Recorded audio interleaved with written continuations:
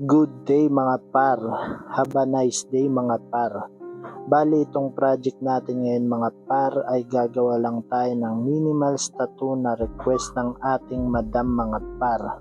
Bali itong design mga par ay hinanap lang po natin at hindi natin kinostomize mga par. At yan yung nagustuhan ni madam na ipatattoo mga par. Hindi po natin siya schedule mga par ngayong araw dahil nag-walk-in lang po sila dito sa aming tattoo shop mga par.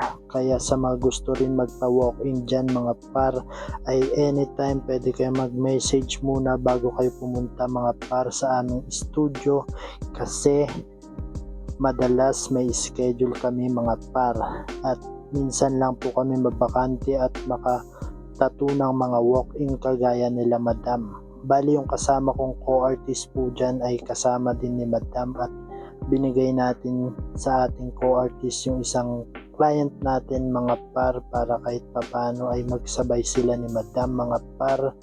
At yan mga par, kung nakikita nyo ay patapos na tayo sa ating ginagawa mga par. Bali ginamit natin dyan mga par ay 3RL all the way mga par. Ginamitan lang natin yan ng 1 needle mga par. Makwento ko lang mga par, bago kami nag-start sa session mga par, tinanong ni madam kung bago lahat ng mga gagamitin, pati mga needles, at syempre sinabi ko mga par ay syempre laging bago lahat ng ginagamit natin mga par.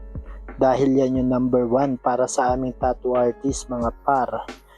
Number 1 sa amin ang kalinisan kasi alam nyong balat ang aming pinagtatrabahuan mga par, kaya laging number 1 sa amin ang maging malinis at malinis ang mga gawa mga par. Sa mga gustong magpa-schedule mga par, message lang po kayo at wag po kayong mahihiya mga par, at see you on my next vlog mga par.